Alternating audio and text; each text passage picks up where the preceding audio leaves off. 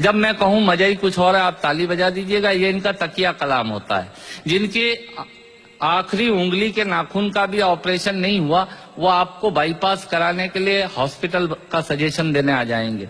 ये होते हैं रायचंद। सुनिएगा, आनंद लीजिएगा और ऑब्जर्वेशन देखिएगा। दांतों से नाखून काटने का, छोटों को जबरदस्ती डांटने का, पैसे वालों को गाली बकने का, मूंगफली के ठेले से मूंगफली चखने का, कुर्सी पे बैठ के कान में पेन डालने का और रोडवेज की बस की सीट में से स्पंज निकालने का। मजा ही कुछ और है,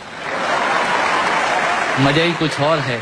एक ही खूंटी पे ढेर सारे कपड़े टांगने का, साइकोलॉजी है। एक ही खूंटी पे ढेर सारे कपड़े टांगने का, नए साल पे दुकानदार से कैलेंडर मांगने का।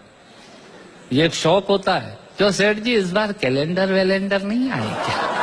मैंने कहा तेरे घर में जगह तो है नहीं टांगने की, क्या भाभी की चोटी पे टांगेगा कैलेंडर? पर आदमी मांगता जरूर है, फोकट की डायरी और कैलेंडर मांगने का। एक ही खूंटी पे ढेर सारे कपड़े टांगने का, नए साल पे दुकानदार से कैलेंडर मांगने का, चलती रेल में चढ़ने का, दूसरों की चिट्ठियां पढ़ने का, मांगे हुए स्कूटर को तेज भगाने का और खुद को नींद नहीं आने पे पत्नी को जबरदस्ती जगाने का। मजा ही कुछ और है, मजा ही कुछ और है। चोरी से फल फूल तोड़ने का, खराब ट्यूबलाइट और मटकों को फोड़ने का, पड़ोसन को घूर घूर के देखने का। भैया ऐसे खुश हो रहे हैं जैसे उनका चरित्र चित्रण हो रहा है।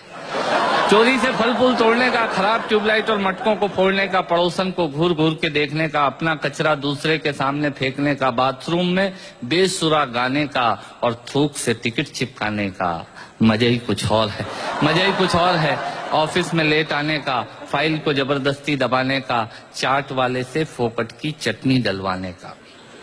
भैया थोड़ी चटनी देना। ऑफिस में लेट आने का, फाइल को जबरदस्ती दबाने का, चाट वाले से फोकट की चटनी डलवाने का, बारात में प्रेस किए हुए कपड़ों पे फिर से प्रेस करवाने का, ससुराल में साले से पान मंगाने का और साली की पीठ पे धोल जमाने का। मजा ही कुछ और है, मजा ही कुछ और है। ब्याज के माल से मलाई खाने का, थर्ड क्लास ससुराल को फर्स्ट क्लास बताने का। ससुराल किसी की बुरी नहीं होती और साला तो विवेकानंद जी से कम बुद्धिमान किसी का होता ही नहीं है। और ब्याज के माल से मलाई खाने का, थर्ड क्लास ससुराल को फर्स्ट क्लास बताने का, पंगत में बैठ के एक ही सब्जी के लिए दो दोने लगाने का, आरती में सबसे ज्यादा फटा हुआ नोट चढ़ाने का, दूसरे के टेलीफोन से चिपकने का, गुटखे और पान इधर उधर पिचकने का, कमजोर से बेमतलब लड़ने का और पत्नी को रोज रोज परेशान करने का। मजा ही कुछ और है। मित्रों, श्रोताओं को भी कविता सुनाने का मजा ही कुछ और होता है, पर मन मेरा उस वक्त रोता है जब मजे के लिए शब्द अपने अर्थ खो जाते हैं और कुछ श्रोता तो बैठे बैठे ही सो जाते हैं, और कुछ श्रोता तो बैठे बैठे ही सो जाते हैं। यदि आप जीवित और जागृत हैं तो प्रमाण बताइए। कविता खत्म करता हूँ, तालियां बजाइए।